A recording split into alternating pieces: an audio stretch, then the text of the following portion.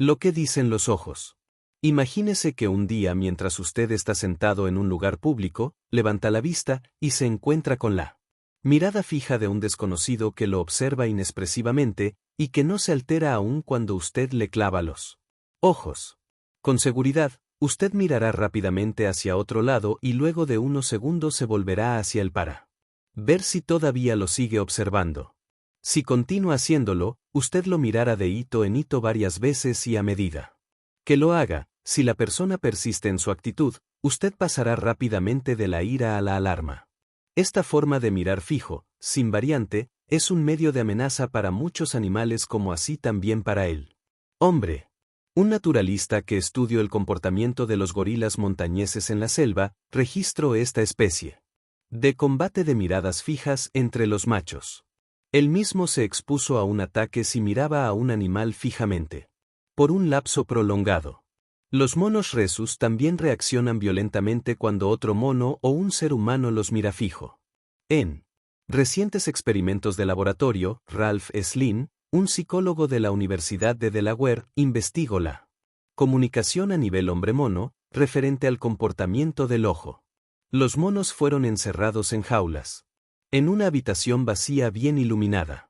Cuando el investigador se aproximaba a la jaula mirando hacia abajo, con una actitud tímida, la reacción era mínima.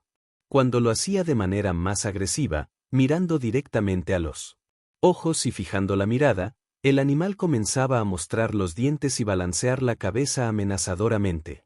Sin embargo, el mono no respondía como si se sintiera amenazado, cuando el investigador con la misma expresión fija mantenía los ojos cerrados. Al dar un paso más en el experimento, es decir, cuando el investigador se echaba hacia adelante y sacudía la jaula, siempre con los ojos cerrados, el animal demostraba estar atento pero no aparecía como amenazado. Los monos son sensibles a la mirada hasta un límite increíble. En otro experimento se expuso a varios monos rhesus a las miradas de un hombre que estaba oculto. Inmediatamente comenzaron a parecer deprimidos y al controlar sus ondas cerebrales, se descubrió que cada vez que el hombre los miraba directamente se notaban alteraciones en el esquema de las ondas. Resultaba difícil entender cómo sabían cuando se los miraba directamente y cuando no, puesto que no podían ver al hombre que lo hacía, pero este comportamiento parece ligado a una experiencia humana muy común. Casi todos hemos sentido en alguna oportunidad la incómoda sensación de ser vigilados y luego confirmar nuestra sospecha al darnos vuelta. Generalmente consideramos que un sonido apenas audible o un movimiento ínfimo, captado en la visión periférica, nos ha brindado esa sensación. Resulta intrigante la idea de que para los monos y quizá también para los hombres, exista tal vez alguna clave aún más primitiva que produzca esa sensación. Nadie ha observado qué ocurre con las ondas cerebrales del hombre cuando lo miran fijo, pero un estudio reciente parece indicar que una persona que es mirada insistentemente tiende a aumentar su ritmo cardíaco en mayor proporción que la que no lo es.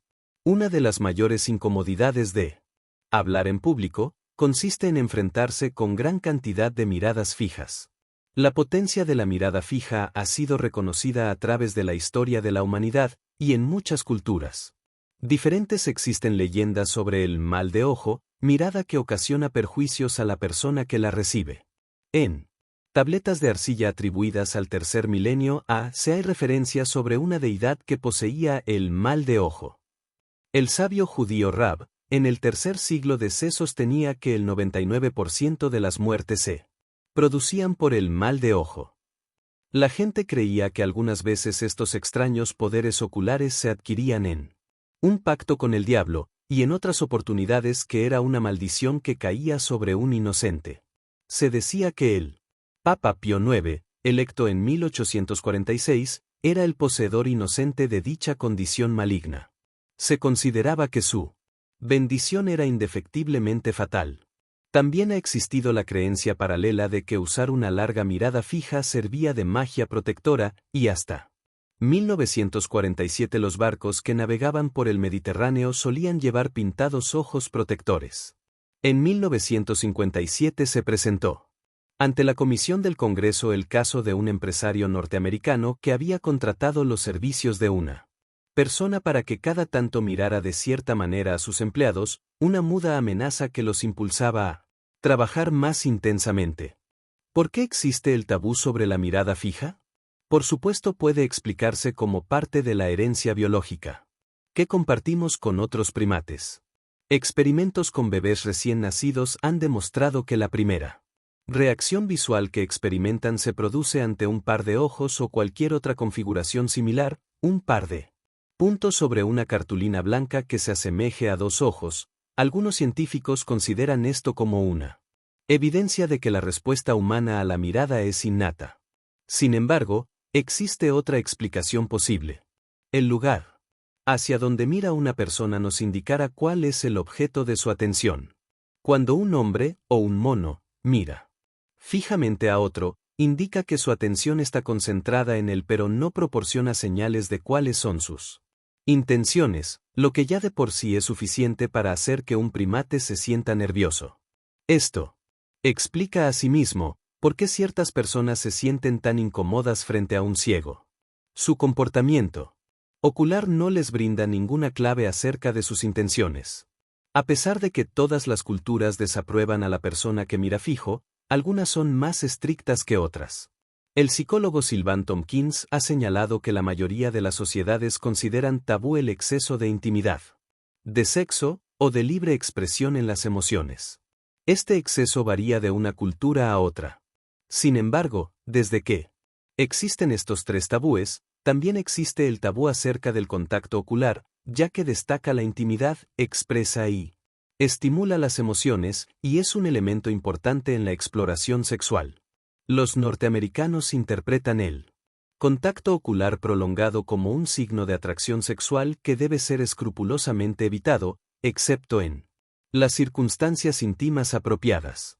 Es fácil para un hombre denotar intenciones sexuales con los ojos, una larga mirada a los pechos, a las nalgas o a los genitales, una mirada escudriñadora de arriba abajo que desviste a quien la recibe o simplemente mirando directamente a los ojos.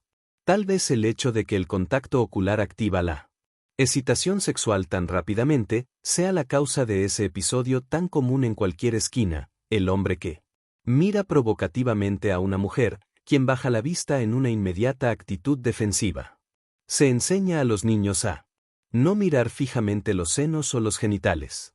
Rara vez se les explica claramente, sin embargo, lo aprenden.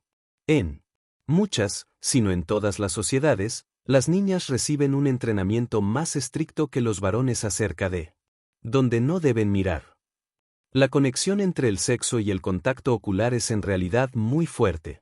Desde hace mucho tiempo se considera que el exceso sexual causa debilidad en la vista y ceguera.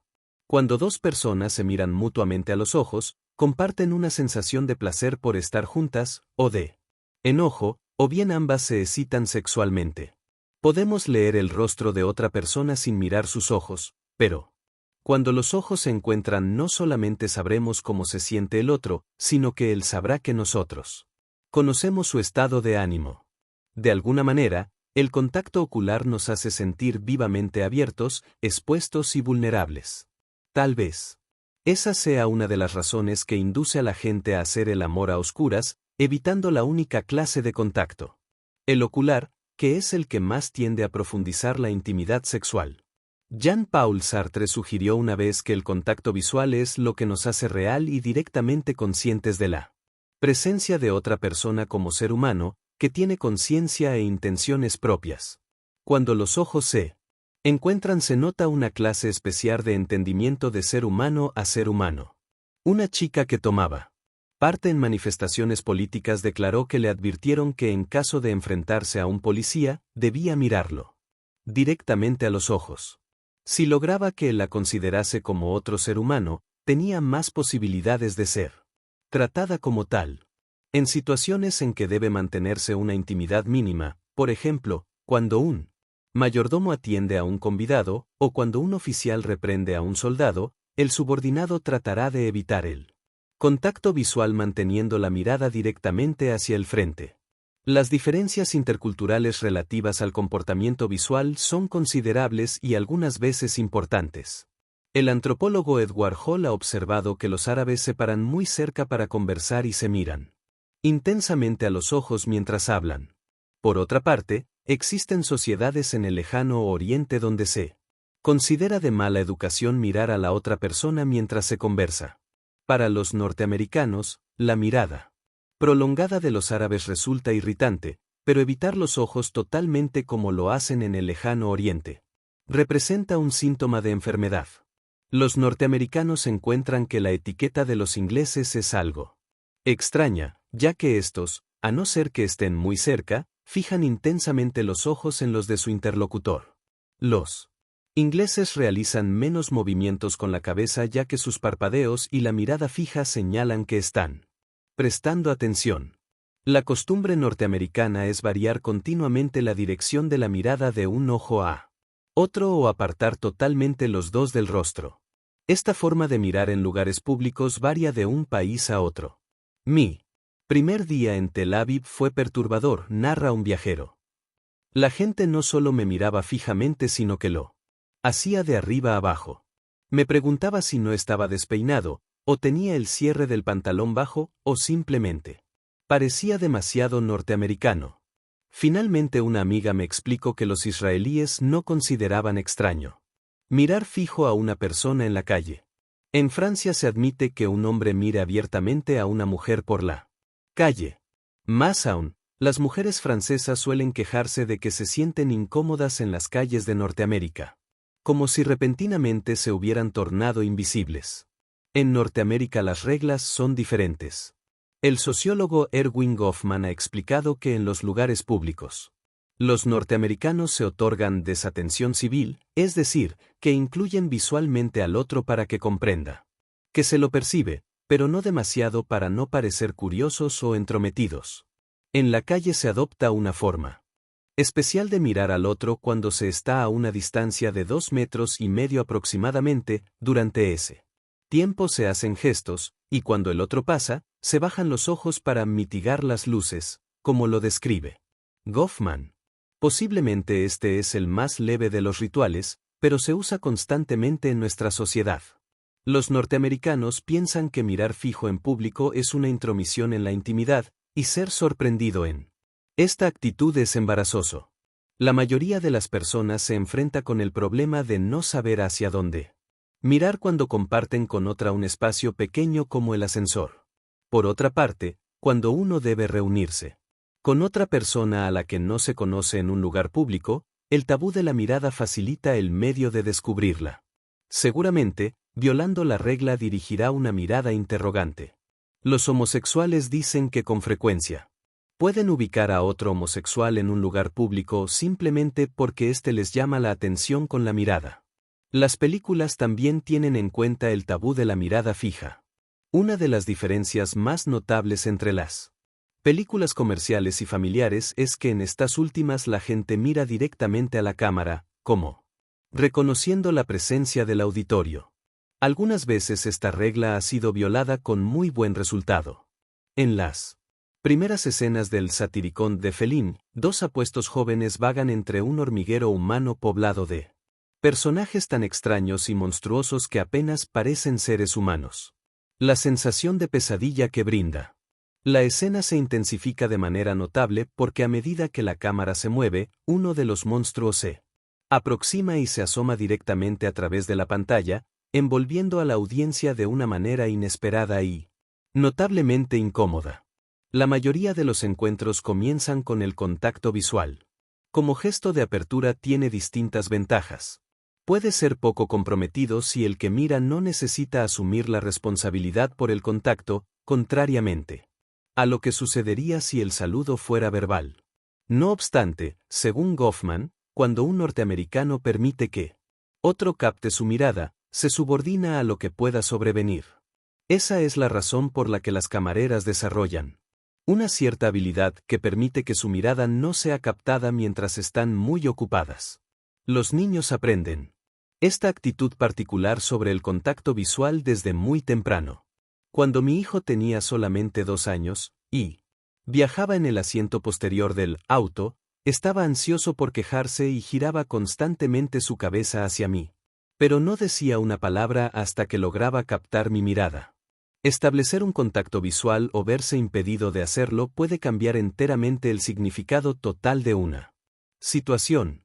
El hombre que corre a tomar el ómnibus y llega en el preciso momento en que el conductor cierra la puerta y arranca mirando hacia la carretera, se sentirá de manera muy diferente si las puertas se cierran y el conductor prosigue su camino mirándolo fijo.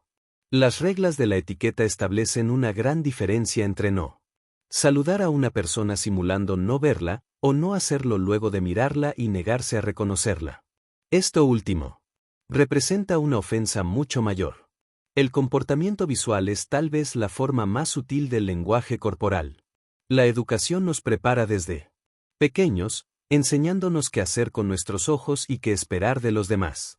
Como resultado de esto, si un hombre esquiva la mirada, si se encuentra con la mirada de otra persona, o si no lo hace, produce un efecto totalmente desproporcionado al esfuerzo muscular que ha realizado. Aun cuando el contacto visual sea efímero, como generalmente lo es, la suma de tiempo acumulado en mirar tiene cierto significado. Los movimientos de los ojos, por supuesto, determinan qué es lo que ve una persona. Los estudios sobre la comunicación han demostrado el hecho inesperado de que estos movimientos también regulan la conversación. Durante el cotidiano intercambio de palabras, mientras la gente presta atención a lo que se dice, los movimientos de los ojos producen un sistema de señales de tráfico hablado que indican al interlocutor su turno para hablar. Este descubrimiento fue hecho en Gran Bretaña en un estudio realizado por el Dr. Adam Kendon. Llevaron al laboratorio un par de estudiantes que no se conocían, les pidieron que se sentaran y trabaran relación, y luego los filmaron mientras conversaban. A pesar de que entre los estudiantes variaba enormemente el tiempo insumido en mirar a su compañero, la escala iba desde el 28 hasta más del 70% del tiempo. El patrón que surgió era muy claro. Imaginémonos dos personas que se encuentran en un corredor. Llamémoslos John y Allison. Una vez realizados los estudios preliminares, Allison inicia la conversación. Comenzará por no mirar a John, luego cuando la conversación toma ritmo vuelve a mirarlo cada tanto, generalmente cuando se detiene al final de una frase u oración. Cuando ella lo hace, él asiente con la cabeza o murmura, «ajá», o indica de alguna otra manera que la está escuchando y ella vuelve sus ojos hacia otro lado. Sus miradas hacia él duran tanto tiempo como los intervalos sin mirarlo, pero no lo hace cuando duda o comete errores en la conversación. Cuando concluye lo que quiere expresar, le dirige una larga mirada significativa. Todo parece indicar que de no hacerlo así, John, sin saber que es su turno para hablar, dudará o permanecerá en silencio. Cuando John inicia la conversación y Allison lo escucha, ella lo mira más tiempo que la vez anterior. La mirada de Allison hacia otro lado es breve y dura muy poco tiempo. Cuando sus ojos se encuentran con los de él, asiente o efectúa alguna señal que le hace comprender a John que ella le está prestando atención. No es difícil comprender la lógica de este comportamiento. Allison mira hacia otro lado cuando comienza la conversación, y cuando duda, para evitar distraerse mientras ordena sus pensamientos. Vuelve sus ojos hacia John, de vez en cuando, para asegurarse que él la escucha y ver cómo reacciona, o tal vez para solicitarle permiso para continuar. Mientras él habla, ella lo mira constantemente para demostrarle que le presta atención, que es educada y respetuosa. La importancia del comportamiento visual como señal de tráfico durante una conversación se demuestra claramente cuando ambos interlocutores usan anteojos oscuros, se notan muchas más interrupciones y pausas prolongadas de las que hay normalmente. En su estudio, Kendon descubrió que cuando una persona interroga a otra, suele mirarla directamente a los ojos a no ser que se trate de una pregunta algo atrevida o que se refiera a algún tema que tenga ansiedad por conocer. Sí. El que escucha se sorprende ante algo que ha dicho su compañero, también tiende a mirarlo si se trata de algo agradable, o a desviar los ojos hacia otro lado si el que habla expresa algo desagradable, repugnante u horrible. menos que ambos compartan una misma emoción, en cuyo caso el que escucha pestañeara bajando los ojos. Sin embargo, Kendon recalca que todas estas generalidades se aplican a una conversación relativamente formal. Presume que las personas en sus propios hogares o las que se conocen muy bien, no se comportaran de esta manera. El tiempo que una persona gasta en mirar a otra tiende a igualarse en ambos estudiantes de cada pareja observada. Pero a su vez un estudiante que formaba pareja primero con una persona y luego con otra, mostraba marcadas diferencias en el comportamiento visual en ambos experimentos. Esto sugiere que se logra un entendimiento muy sensible y totalmente no verbal cuando las dos personas conversan y que miradas se mantienen a un determinado nivel. También parece ser cierto que durante una conversación social entre dos individuos que no se conocen, por lo general se trata de reducir mutuamente el intercambio visual, probablemente porque un exceso de este alteraría el foco de atención del tema de la conversación hacia una relación más personal. Un par de estudiantes, hombre y mujer, parecían atraídos mutuamente. El análisis demostró que cuanto más se sonreían uno a otro, menos se miraban. La chica comenzó a evitar el contacto visual y tendía a mirar hacia otro lado en los momentos en que se elevaba el nivel emocional. Esta pauta de comportamiento visual, por lo tanto, no guardaba ninguna relación con la función de la señal de tráfico visual, sino que formaba parte de su vocabulario expresivo, era una manera de decir: me siento turbada. Las señales visuales cambian de significado de acuerdo al contexto. Existe una gran diferencia entre recibir una prolongada mirada cuando uno está hablando, en este caso puede ser halagador, o percibir la misma mirada en alguien que nos habla. Para el que escucha, recibir una mirada fija y prolongada resulta inesperado e incómodo. Más aún, durante un silencio amistoso la mirada fija puede ser directamente perturbadora. Un individuo puede expresar muchas cosas mediante su comportamiento visual, tan solo exagerando levemente los patrones habituales. Si mira hacia otro lado mientras escucha al otro, le indica que no coincide con lo que el otro le dice. Sí. Mientras habla vuelve los ojos hacia otro lado más tiempo del habitual, denota que no está seguro de lo que dice o que desea modificarlo. Si mira o la otra persona mientras la escucha, le indica que está de acuerdo con ella, o simplemente que le presta atención. Si mientras habla mira fijamente a la otra persona, demuestra que le interesa saber cómo reacciona su interlocutor ante sus afirmaciones, y que además está muy seguro de lo que dice. Mientras una persona habla, puede en realidad tratar de controlar el comportamiento del que escucha mediante movimientos oculares. Puede impedir una interrupción evitando mirar a la otra persona, o puede animarla a responder mirándola con frecuencia. He mencionado anteriormente que la suma de miradas entre las personas varía enormemente. Parece ser que el comportamiento visual no es simplemente compartir y usar un mismo código. Los movimientos oculares de un mismo individuo están influenciados por su personalidad, por la situación en que se encuentra, por las actitudes que toma hacia las personas que lo acompañan y por la importancia que tiene dentro del grupo que conversa.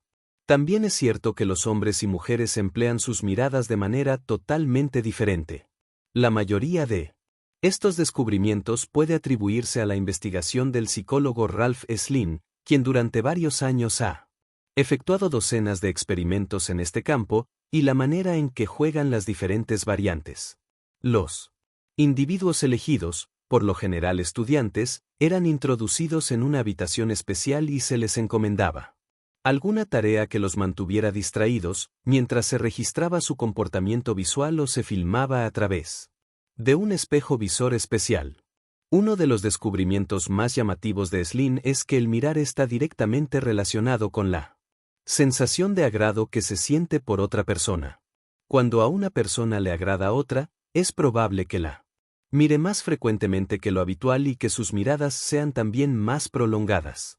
La otra persona interpretará esto como un signo de cortesía de que su amigo no está simplemente absorto en el tema de la conversación, sino que también se siente interesado por ella como persona. Por supuesto que el comportamiento visual no es la única clave de atracción. También cuentan las expresiones faciales, la proximidad, el contacto físico. Sí existe y lo que se dicen entre sí. Pero a la mayoría de nosotros, sin embargo, nos resulta más fácil decir me gustas con el cuerpo y especialmente con una mirada, que con palabras. El comportamiento visual puede ser crucial en las etapas iniciales de una relación, porque se realiza sin esfuerzo. En una habitación llena de gente, aún antes de intercambiar una sola palabra, dos personas podrán iniciar una compleja relación preliminar. Exclusivamente mediante los ojos, iniciar un contacto, retirarse tímidamente, interrogar, hacer tentativas, elegir o rechazar. Una vez iniciada la conversación, esta continuará, acompañada de sutiles comunicaciones no verbales, en las que el comportamiento visual juega un papel preponderante. Así como los movimientos oculares pueden transmitir actitudes y sentimientos, también expresan la personalidad. Algunas personas miran más que otras. Aquellos que por naturaleza son más afectuosos, suelen mirar mucho. Como los individuos que, según los psicólogos, tienen más necesidad de afecto. Denominada también motivo de amor, la necesidad de afecto es el deseo de formar una relación cálida, afectiva e íntima con otras personas. Necesidad que todos sentimos en mayor o menor grado. Realmente no constituye una sorpresa saber que las personas que buscan afecto y las que se gustan mutuamente están inclinadas a mirarse directamente al rostro y a los ojos. En realidad hay mucho de sabiduría popular relacionada con el movimiento de los ojos, y luego de investigar, algunas creencias resultan ciertas. Por ejemplo, la persona que se encuentra turbada o a disgusto, y que trata de evitar la mirada de las otras. Asimismo, la persona que mira menos cuando hace una pregunta personal, que cuando formula otra más general. Más aún, algunos individuos suelen desviar la mirada notoriamente cuando están faltando a la verdad. Este último hecho fue hábilmente demostrado en uno de los experimentos más ingeniosos de Slin. Como siempre, los individuos elegidos eran estudiantes. Se los analizó en parejas, y se les dijo que el propósito del experimento era estudiar la realización de decisiones en grupo. A cada pareja se le mostró una serie de naipes y se le pidió que adivinara el número de puntos que contenía cada uno. Debían discutir juntos la probable cantidad y ponerse de acuerdo para dar una sola respuesta. Pero un estudiante de cada pareja estaba completado con él. Investigador. Después de haber mostrado media docena de tarjetas, se simulaba llamar al investigador por teléfono, de modo que debía ausentarse del salón. Mientras él no estaba, el estudiante completado inducía a su compañero a falsear la prueba, leyendo la respuesta en la hoja del investigador. Algunos de los alumnos lo hacían activamente, otros se resistían pero permitían al otro que lo hiciera, convirtiéndose en cómplices pasivos. Al retornar el investigador al salón, demostraba un creciente escepticismo acerca de las respuestas de la pareja. Hasta que finalmente, la acusaba abiertamente de haber hecho trampa.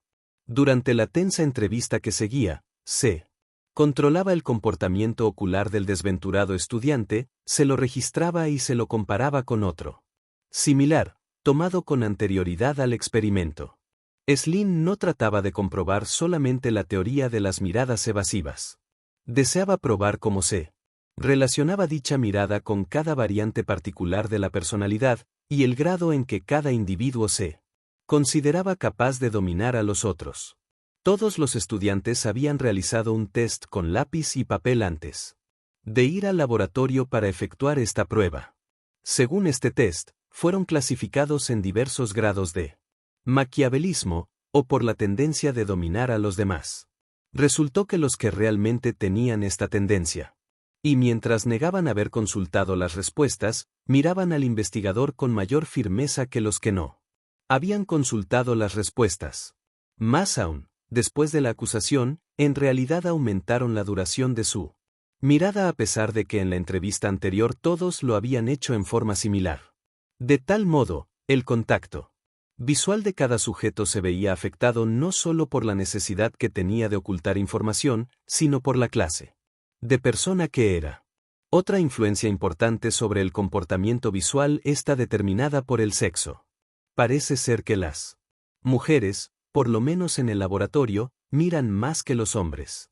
Y una vez que realizan el contacto visual, lo mantienen por más tiempo. También existen otras diferencias más sutiles.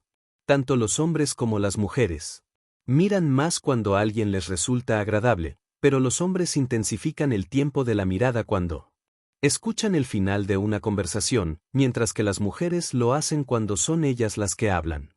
Una explicación plausible de estas diferencias reside en el hecho de que les enseñamos a las niñas y a los varones a demostrar sus emociones de manera diferente.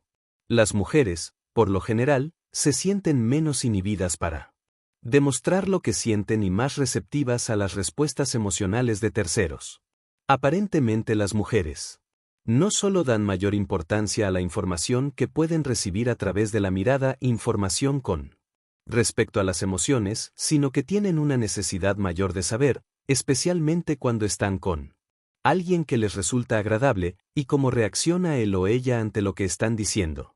En realidad, si se le pide a una mujer que converse con alguien a quien no puede ver, hablará menos de lo habitual. Un hombre, en cambio, al conversar con alguien a quien no puede ver, habla mucho más.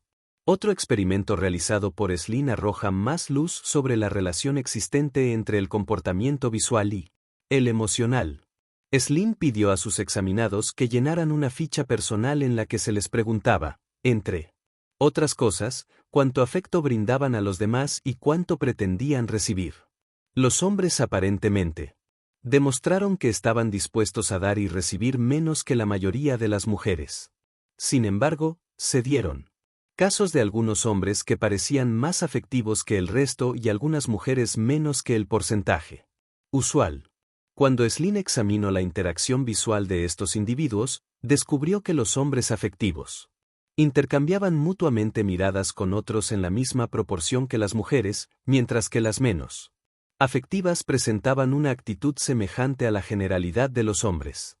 Entre los hombres, como así también entre los animales, la manera de mirar frecuentemente refleja el estatus. En general, el animal superior es más dominante en su mirada. Cuando un mono superior o líder capta la mirada de otro que considera inferior, éste entrecerrara los ojos o los desviara hacia otro lado. Algunos etólogos sostienen que la estructura dominante entre los primates se basa en la capacidad de sostener la mirada, más que en actos realmente agresivos.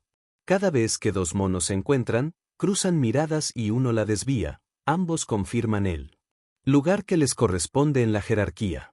Esto probablemente también sea cierto entre los hombres. El ejecutivo se considera con derecho de mirar desafiantemente a su secretaria, la secretaria lo hace con el cadete y los tres sentirían que algo no funciona bien si se alterara dicho esquema. Hasta ahora nos hemos referido exclusivamente a los movimientos visuales, como si el ojo en sí fuera inexpresivo.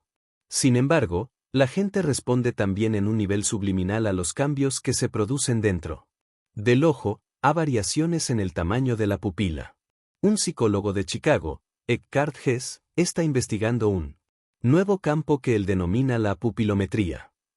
En 1965 escribió en el Scientific American, una noche, hace aproximadamente 5 años, estaba en la cama hojeando un libro que tenía hermosas fotografías de animales.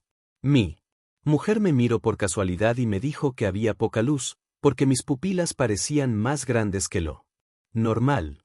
Me pareció que la luz que provenía de la lámpara de la mesa de noche era suficiente, pero ella insistió en que mis pupilas estaban dilatadas.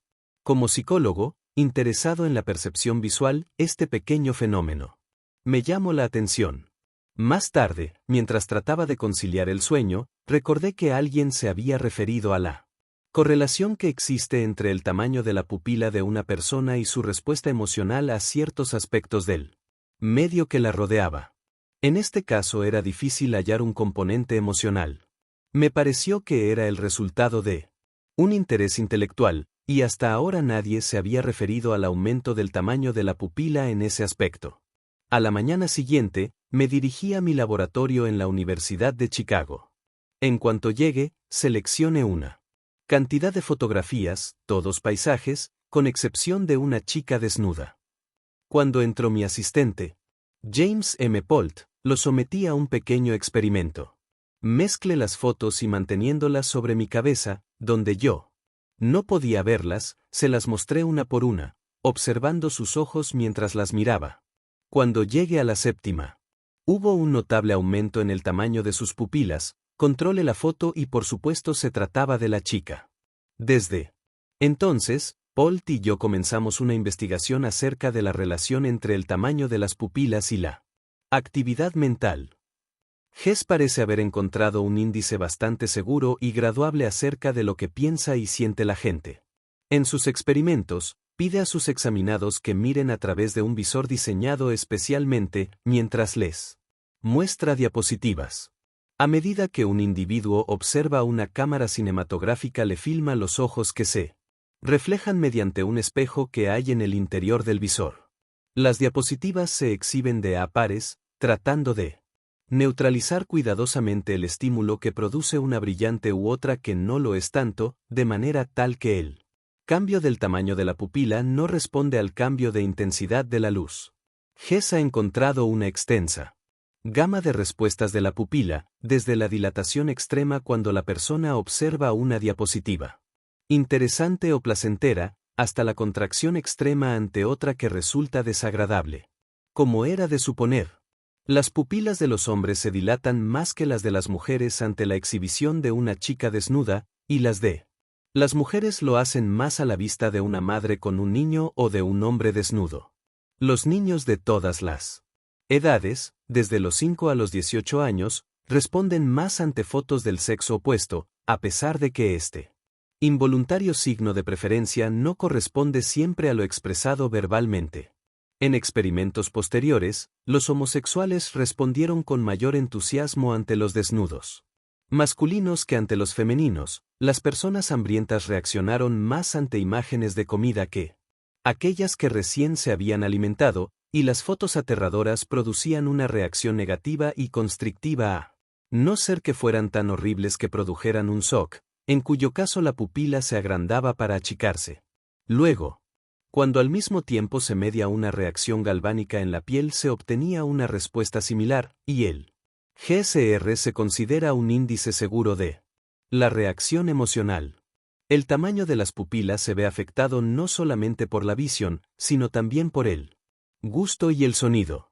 Cuando se les dio a las personas distintos líquidos para gustar, sus pupilas se dilataban ante cada uno de estos, tanto los agradables como los desagradables, pero se agrandaban más ante un sabor preferido. Las pupilas también se expanden ante el sonido de la música, pero un amante del folclore reaccionara más ante el sonido de una guitarra que ante los primeros acordes de la novena sinfonía de Beethoven. Al enfrentar a las personas a un problema mental de aritmética, el tamaño de la pupila comienza a aumentar a medida que piensan el problema, alcanza un tamaño máximo cuando llegan a la solución y luego comienza a decrecer. No obstante, las pupilas no vuelven a su tamaño normal, o sea el que tenían antes de comenzar el experimento, hasta que la persona ha dado una respuesta verbal al problema. Si se le pide que espere para dar la respuesta, el tamaño de la pupila vuelve a aumentar. Hess considera que la pupilometría puede proporcionar la capacidad de decisión de un individuo. Embriológica y anatómicamente, el ojo es una extensión del cerebro. Escribe, es casi como si una parte del cerebro estuviera a la vista del psicólogo para poder espiar dentro de él. ¿Responde el hombre al cambio en el tamaño de las pupilas en los encuentros de la vida diaria? Existe evidencia para suponer que sí. Aparentemente, un prestidigitador que efectúa trucos con cartas puede captar la carta preseleccionada por un individuo porque las pupilas de éste se agrandan al volverla a ver. Se dice que los vendedores chinos de jade examinan las pupilas de sus presuntos clientes para poder descubrir cuando una pieza les interesa especialmente y pedir entonces un alto precio por ella. Pero la evidencia científica de que la gente reacciona ante el tamaño de las pupilas de otra persona surgió de un experimento realizado por Hess en el que mostró un grupo de fotografías a varios hombres. Entre ellos estaban las dos fotos de la misma chica hermosa, idénticas en todos los detalles menos en el tamaño de las pupilas, que habían sido retocadas. En una de ellas, fueron agrandadas y en la otra, achicadas considerablemente. Las respuestas de los hombres se midieron por la reacción de sus propias pupilas. Más del doble de ellos las dilataron ante la foto que tenía las pupilas agrandadas. Sin embargo, al interrogárseles después del experimento, la mayoría creía que ambas fotos eran idénticas, a pesar de que algunos mencionaron que una de ellas le había parecido de alguna manera más suave o bonita. Ninguno había notado la diferencia de los ojos, por lo que parece que las pupilas grandes atraen a los hombres en un nivel subliminal, posiblemente porque es la respuesta de una mujer cuando está muy interesada en el hombre que está con ella. Hess también demostró que las mujeres prefieren las fotos de hombres que tienen las pupilas agrandadas y las de mujeres que las tienen contraídas. Los homosexuales varones también se inclinan por las fotos de mujeres de pupilas pequeñas, pero sorpresivamente, también prefieren las de hombres del tipo Don Juan, que en realidad suelen estar más interesados en una conquista que en una respuesta afectiva. Parece ser, por lo tanto, que todos respondemos, de acuerdo con nuestra propia forma de ser, a la señal sexual que emite el tamaño de la pupila. Las aplicaciones prácticas de la pupilometría son obvias. En la Edad Media, las mujeres solían emplear belladonna para dilatarse las pupilas y parecer más atrayentes. En nuestros días los investigadores ya han empleado el descubrimiento de Hess para aumentar el impacto en la propaganda de ciertos productos y estudiar el poder de decisión evaluando el efecto de ciertas clases de experiencias sobre actitudes interraciales. La pupilometría puede convertirse algún día en una manera de controlar el progreso logrado en la psicoterapia para descubrir, por ejemplo, si una fobia ha logrado ser dominada. Sin embargo, dudo que la observación de la pupila pueda ser de uso práctico para el ciudadano común que mira a simple vista. Aunque parece ser un arte al alcance de la mayoría de los vendedores, las circunstancias por lo general no suelen ser favorables. Realmente, esos vendedores chinos de jade deben poseer una habilidad muy especial.